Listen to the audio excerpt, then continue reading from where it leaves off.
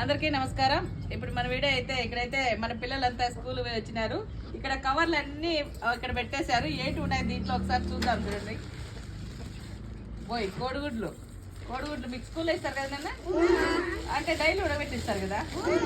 మళ్ళీ ఇవి ఎందుకు మిగిలిన మనకి ఇచ్చేసారా? మీకు ఎప్పుడు ఇస్తారు కదా.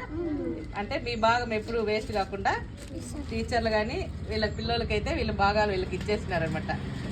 చూడండి, ఒక్కొరికి వచ్చి 7 గుడ్లు ఇచ్చినారమ్మా. 7 గుడ్లు ఇచ్చినారు. మన పిల్లలకంతా ఒక్కొరికి 7 గుడ్లు ఇచ్చినారంట. చేత కాక ఆటోలో వచ్చేటప్పుడు 2-3 పగలగొట్టేసుకున్నారంట.